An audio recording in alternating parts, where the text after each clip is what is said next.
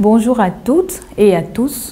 Je suis Madame Essikan Adebisi Fatoumata, consultante en décoration et fondatrice du club des citoyens du bien-être. C'est avec un grand plaisir que j'anime cet atelier du jour. Comment être un décorateur éco-responsable? C'est le thème de notre formation du jour que je vais prendre plaisir à partager avec vous. Pour commencer ensemble, on va essayer de définir ce que c'est que l'écologie. Donc, l'écologie, de façon simple, c'est une science qui étudie les interactions des êtres vivants avec leur environnement. Maintenant qu'on sait ce que c'est que l'écologie, nous allons essayer de faire le lien avec les métiers de la décoration. Donc, il existe différentes spécialités dans les métiers de la décoration. Nous allons nous intéresser à la décoration d'intérieur et la décoration événementielle. Donc, c'est qui le décorateur d'intérieur? Le décorateur d'intérieur est un spécialiste de la décoration et de l'aménagement des espaces privés ou publics. Le décorateur événementiel, lui, est un professionnel qui a en charge la décoration d'un événement, de la conception jusqu'à sa mise en œuvre. C'est quoi le rapport entre les métiers de la décoration et l'environnement? Le lien, c'est que le décorateur travaille avec et sur l'environnement. On ne peut pas parler de décoration sans parler d'environnement. On ne peut pas parler d'environnement sans parler d'écologie.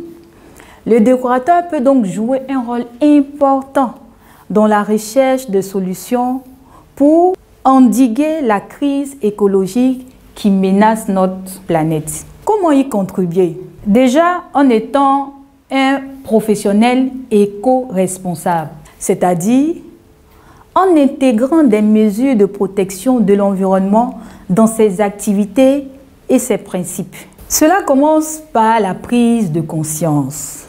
En général, les activités humaines ont une répercussion sur notre environnement. Et ces répercussions ont de graves conséquences justement sur l'homme et sur la planète. Donc, quels sont les gestes éco-responsables à développer en tant que décorateur? On va commencer par faire confiance à nos artisans locaux. Aujourd'hui, on a beaucoup de décorateurs qui font venir du matériel de très loin, alors qu'on a nos ouvriers locaux qui peuvent reproduire, et même mieux, tout ce qu'on va chercher ailleurs. Donc, consommer local, c'est aussi un geste écologique. Ensuite, on va passer au tri sélectif. On va apprendre à ne pas mettre tout à la poubelle. Donc, je vais essayer d'intégrer le tri sélectif dans mes habitudes, dans mon quotidien en tant que décorateur. Donc, le tri des déchets et la collecte sélective sont des actions consistant à séparer et récupérer les déchets selon leur nature, à la source, pour éviter les contacts et les souillures. Ceci permet de leur donner une seconde vie, le plus souvent par le réemploi et le recyclage. Le tri sélectif nous aidera à développer une économie circulaire.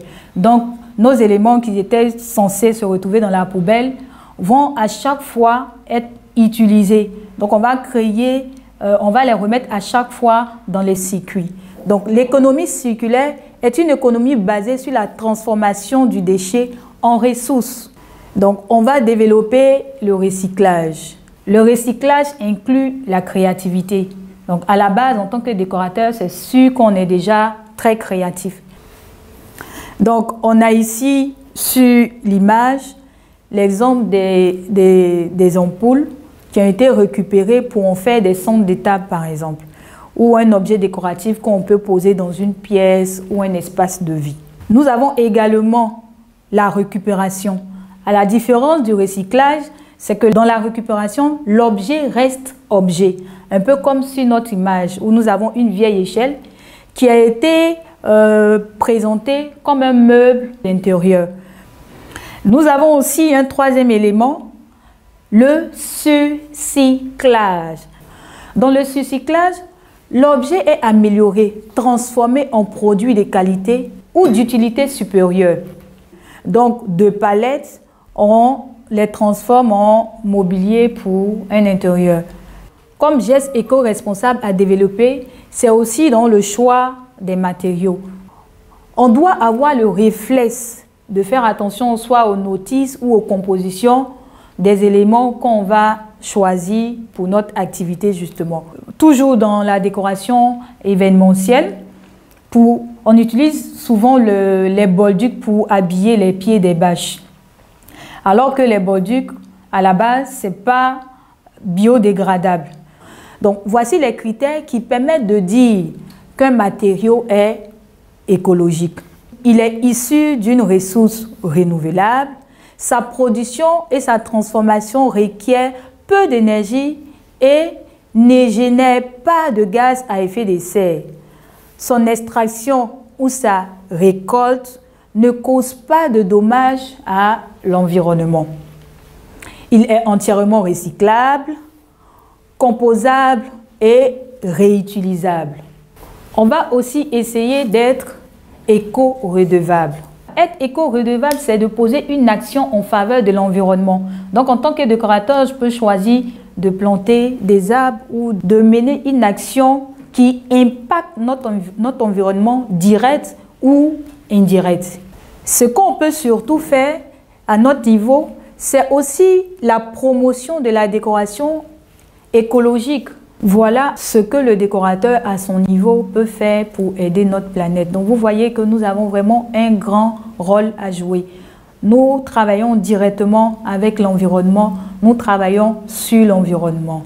Pour conclure, une prise de conscience collective matérialisée par l'adoption des pratiques éco-responsables assurera un bel héritage aux générations futures. En plus d'être acteur de bien-être, c'est un devoir pour le décorateur d'être éco-responsable. Un avenir durable est possible. Le travail commence maintenant et il commence avec vous.